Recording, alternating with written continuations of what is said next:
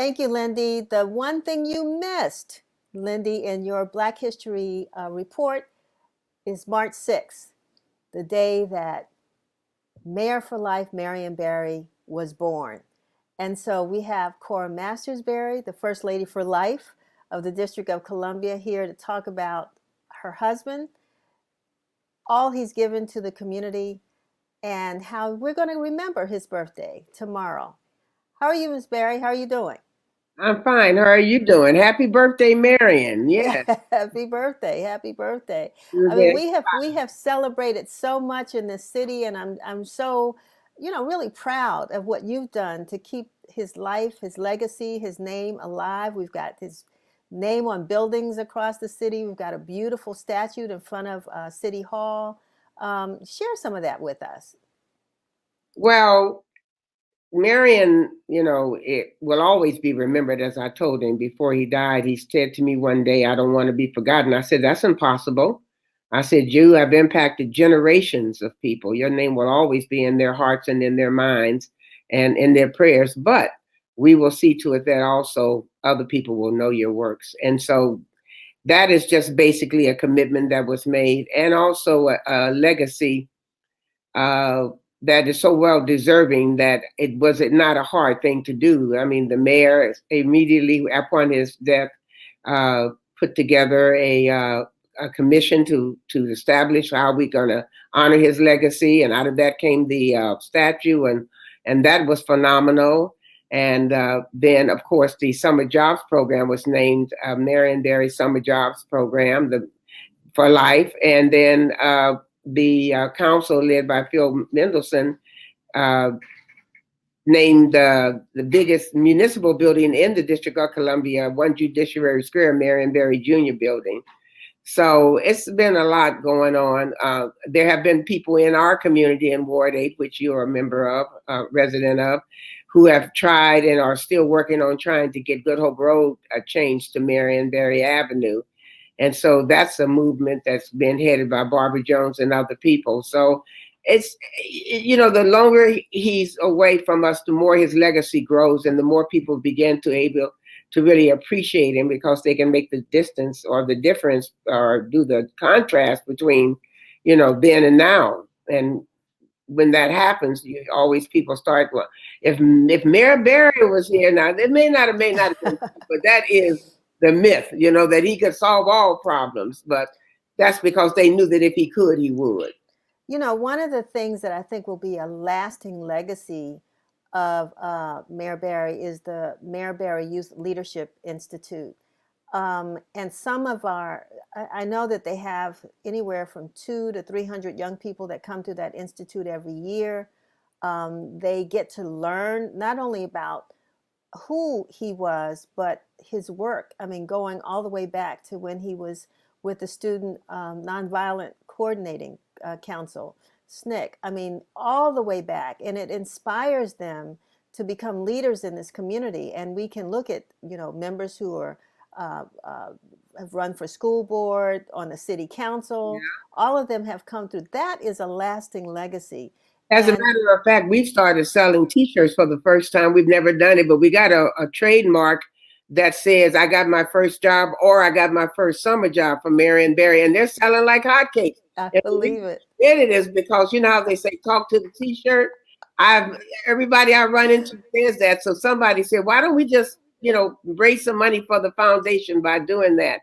But the leadership, the Marion Barry Leadership Institute. My daughters were there. I have a generation of mayors, junior mayors or youth mayors. Both my daughters, 5 years apart, went through the Leadership Institute and ended up being elected youth mayor. So it has a great legacy. But tomorrow we're also going to honor his birthday in terms of his legacy, because we're having a planning meeting at the Southeast Tennessee Learning Center on Marion's birthday to plan a mass vaccination in Ward 8 for Ward 8 only residents at the Southeast Tennessee Learning Center. And we're partnering, of course, with the city under the leadership of Dr. Nesbitt, but also with Dr. Elbayumi and the Rodden Institute, Howard University, Dr. Frederick. So I know Marion would be on the front line saying, "Don't miss your shot." And so we're coming together on tomorrow to plan having this done, and we're going to do it this month. You know, since you brought that up, and I think it's a great way to celebrate his birthday. And as you know, this COVID pandemic has had a tremendous impact on African Americans. We die more often from this uh, from the what is I can't think of the name, from the virus. Thank you. I'm thinking vaccine. Vaccine is in my head. Virus isn't. Right, right. But from this virus. And it's interesting because we know that in the Black community, that's where a lot of the resistance is to taking the vaccine. So, nobody knew Marion Barry like you did.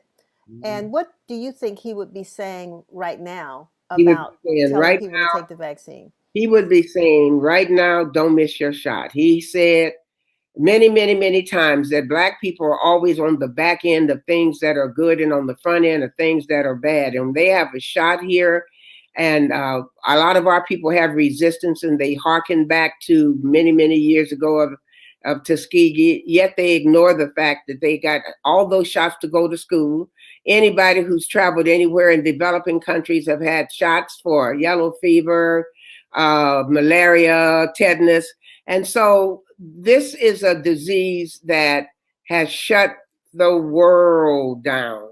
So I tell everyone, listen, you either get the shot now or you get the shot later, because this is going to be a shot that's going to be mandatory in this country and in this world. And if you plan to travel anywhere outside the United States, they now have a vaccination passport that is orange, and you have to stamp it like you do the regular passports.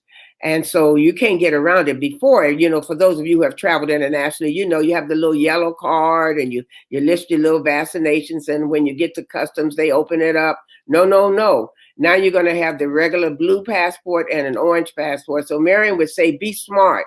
Don't let people come over to your community and take your shot.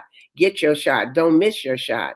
And so that is exactly why I'm celebrating this on his birthday, because I want to encourage people to know that he would have stood there and been the first to take it. Because, Marion had the courage of a lion. So he would have done it and said to everybody, do it. And we know that this is not going to be easy, but we're going to talk one-on-one with our neighbors and with our community, and encourage them to protect themselves, and give them the data, and let them know that when you look and you see these lines of people who don't look like you getting shots in your neighborhood and going back, they didn't come over here to live, to die. They came over here to get a shot to live, while you're standing on the sideline saying you don't want to get it.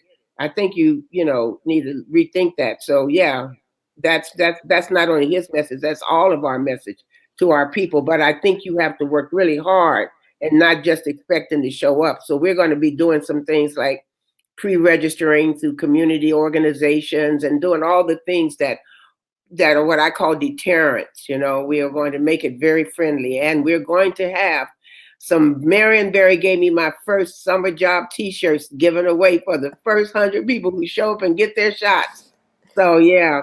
And then also, speaking of Marion's legacy, I know I made reference to the building, but what I didn't mention, because I thought about it in talking to you, is that they put the name up, and it's beautiful. People should see it, but they haven't yet put anything together to acknowledge his legacy on the inside. So if you see somebody's name on the outside of the building, you walk in, you expect to see, I don't know, a statue or a bust or a picture. But the Marion Barry Legacy Foundation and members of the community have come up with a thought and an idea and a concept. We've been working on it, of a mural that shows his legacy from when he started really leading the city, and all of the people who were a part of that, people who were elected, selected, community activists. And the first name that came up when we were sitting around the table looking at going back to Mayor Washington and Sterling Tucker was your father, Dr. Calvin Rolark. So he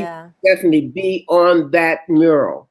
So we're working on that. We're pushing the government to support it, but I know it's going to happen. So when 100 years from now, when we're all gone, people walk into that building and look up there and see, not just hear about it through folklore and families, but look up there and say, oh, who's that?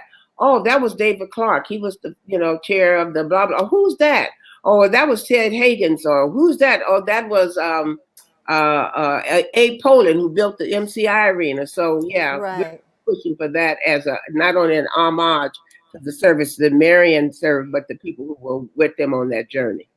That's fantastic. And for those who haven't purchased the book yet, it's just amazing that he was able to get that book published before he left us. And I'm sure it's still available. And It it's is. nothing like reading the story about Marion Barry through his own words and not through the perceptions or what other people said about him. And I'm so glad that you're here to share that. He'd be 85 tomorrow. Yes, we had Boy, 10. this time flies. No, I know. We were Yeah. 10 years older than me. That's how I keep up. You Up, know, up, okay, all right. Well, I get my second vaccine tomorrow in huh? honor of his birthday. I said I Yes. get my second shot tomorrow, and I'll do so in honor of his birthday. Yay! Happy birthday! Wear something green tomorrow. Yeah, I will. I will definitely do that. I will definitely do that. I want to thank you so much, Mrs. Barry, for being with us today. When you all start doing those vaccines down at the Tennis and Learning Center, let us know. We want to be there to cover it and make sure that we put it not only in the Informer but on Win TV and social media so that we can do what we can to help amplify that effort because we want our entire community to be safe. And we're so glad that you're looking out for all of us. Well, you know what? That's what we do. That's why we're here. Thank you All so much. right. Thank you. Thank you. We'll talk to you soon.